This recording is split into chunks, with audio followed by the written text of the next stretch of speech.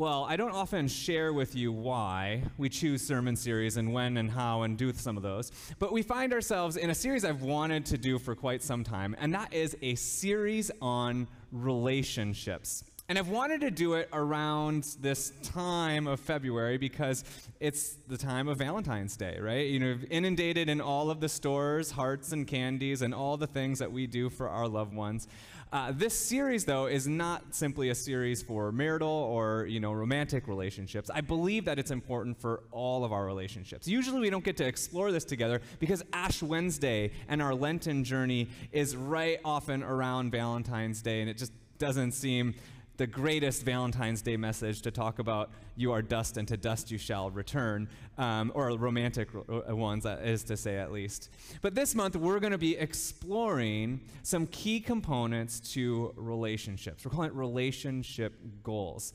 And I think it's just so pertinent for us because we find ourselves 2 years into the pandemic.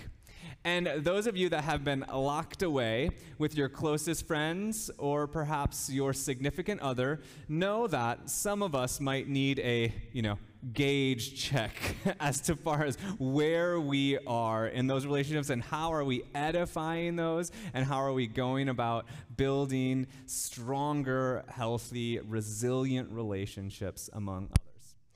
Jesus doesn't make...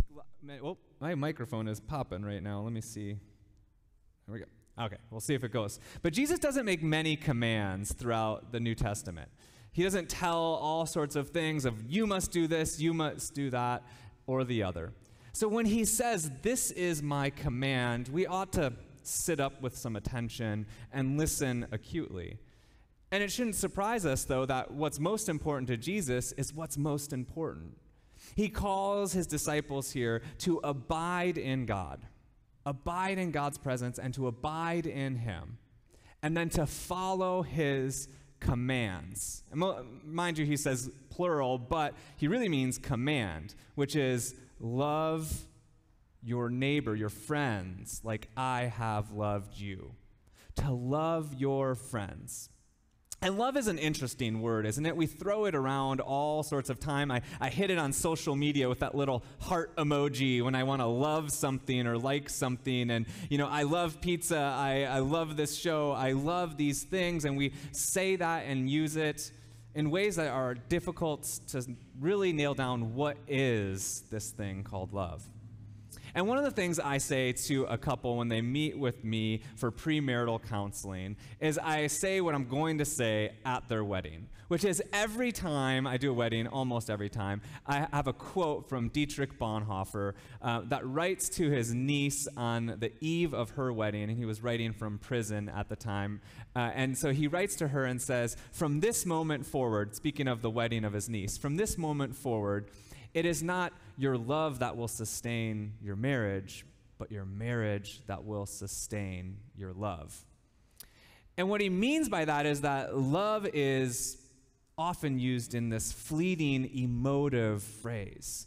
That what it means to love a friend is this idea of pleasure or joy that we might get out of those relationships. But true love, romantic and friendship love, is deeper than that. It involves what Bonhoeffer was communicating was some sort of a commitment, and that's something that we're going to talk about later. And it involves being steadfast, and it involves, I think, being honest and open with each other. Another quote that lands my views on relationships is from a book called Godric by Frederick. Do I have another mic up here, Kawana? Just if we need it. But Frederick Buechner. And in that, he talks about, or it's a story of a accidental saint. It's the mythical characters and all sorts of other things, but a story of an accidental saint who no one would have assumed to become a saint by the later end of the book. But ultimately, one of the quotes that kind of sticks with his sainthood is this idea that friendship is nothing but the giving and taking of wounds. What is friendship, after all, but the giving and taking of wounds? Laying down our lives for one another, giving and taking our burdens.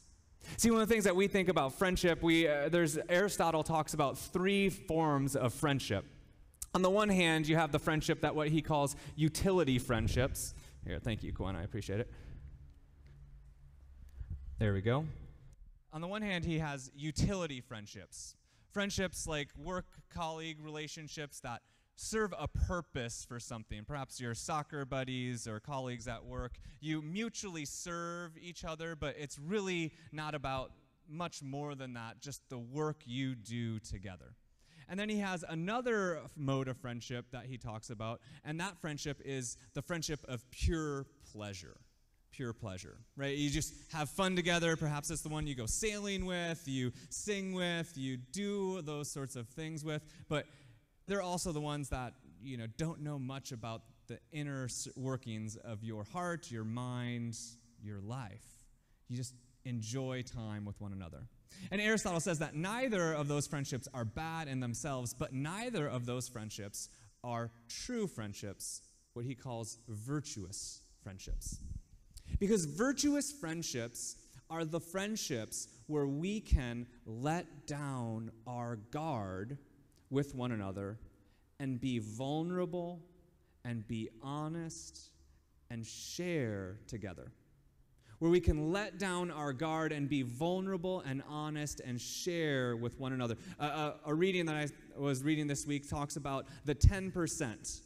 They're the friend that you let know that 10% of your life that no one else gets to see within that window of your heart, mind, soul.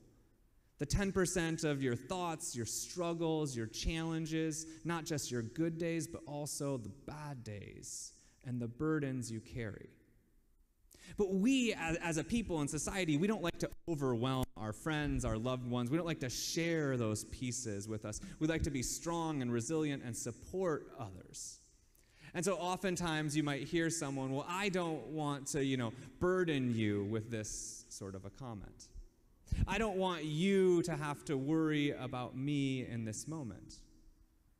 But Jesus calls us to not only bear our burdens with one another, to lay down our very lives for the good of each other. So to share a burden that you're going through with a friend or a loved one ought not be an obstacle or something you avoid, but something that you truly press into. So as we begin this series of relationships, the first task for us is our willingness to engage with our friends, our spouses, our partners on a level that shares with each other. In doing a little bit of the research about the pandemic and how it has affected us in our relationships, specifically in our spousal relationships, I was expecting all this to be like, divorces are higher than ever, breakups are higher than ever, right? I was expecting some of that. But you know what I was surprised to find out is that what research at least is showing at this point is that, go figure, if you had unhealthy ways of communicating and being together prior to the pandemic, ways like avoidance or just preoccupation with other things or emotional attachment of your emotions are dependent on your partners. If you have those sorts of things at work going on pre-pandemic, most likely the pandemic has continued to bring those out, right? Spending more time in the same place with a partner or a friend continues to bring out the same challenges that you had and puts them in a Boilermaker. If you have healthy ways of communicating, what they've shown is that our close friends and our spousal partners have been our greatest support systems throughout this time. So it's kind of like a both and so if you find yourself with good friendship relationships or good, different things, you feel supported during this time, perhaps, I'm not saying this is across the board, but perhaps you had healthy ways of interacting and communicating. If you find yourself pulling your hair out, I can't do this anymore, perhaps it's a temperature check for you that you ought to consider how you might improve the ways you engage in those relationships. And here's some good advice if you're on the latter half of that, pulling your hair out, stressed every time you go under quarantine, is that the counselors and psychologists, they say there's an easy thing that you can do. Rather than blaming your friend or your spouse, you know what you can do? Just blame the pandemic. And just say to yourself, the pandemic is driving us crazy. The pandemic is the problem. And so now let's touch base and connect on these things together. Let's touch base and let's connect on these things together. And another study shows that couples that found themselves going through this sort of practice together that they developed found themselves better off than they were prior to the pandemic. And the practice that they invited people to was a practice of journaling, of meditation, and then of coming together with the significant other and talking about what they've journaled. And you know what's surprising with this is it wasn't necessarily disclose all of the secrets or bring up all of the annoyances. It's journal about things like, what made your week worth living this week? What was your greatest challenge you encountered this week? Sharing with yourself honest reflections on where you've been, and then intentionally sitting down with someone, in this context, a spouse, and talking about those. It seems obvious, something that many of us do, but the thing is that with, distance learning here and there, with the busyness of our schedules, sometimes we neglect to feed our relationships, the key ones in our lives. And so this week, I want to invite you to think about, to meditate, to pray upon some of your relationships. The key ones that give you life. And I promise you there can't be more than 5 probably in your life. I think that Augustine talks about 3 true friends most people have if they're lucky. But write down 1 to 5 friends or relationships in your life this month that throughout this series we want to work on together. And I want to invite you to spend time praying over those friends, those relationships, and journeying together with us.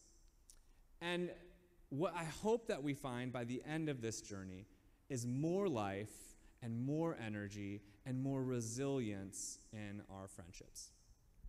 But one of the first steps for us is a willingness to be vulnerable, to be authentic, to be who you are, where you are, in the emotions and the feelings that you have with the people that you write down.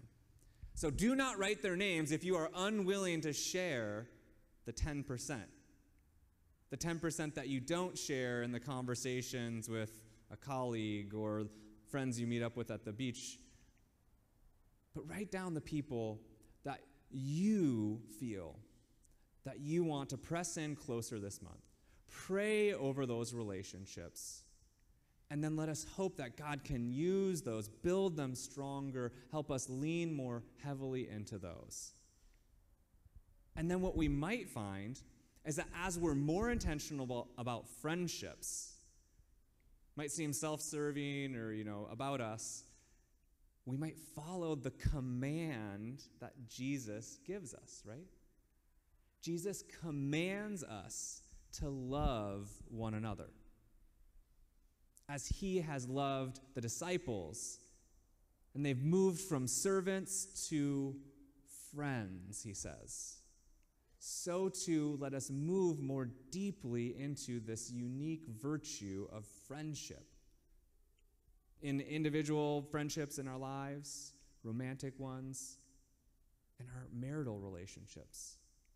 And it's going to take work in us, work together, and the work of God that we're praying would be with us, present with us, drawing us closer together, one around the table, where we can be fed by God's love and by the communion and fellowship that we share around the table. So don't be afraid to share during this month with your friends. To let down your guard, to be vulnerable, to learn to be one together, to abide in the love of your friendship, in the love of Christ, and in the love of God.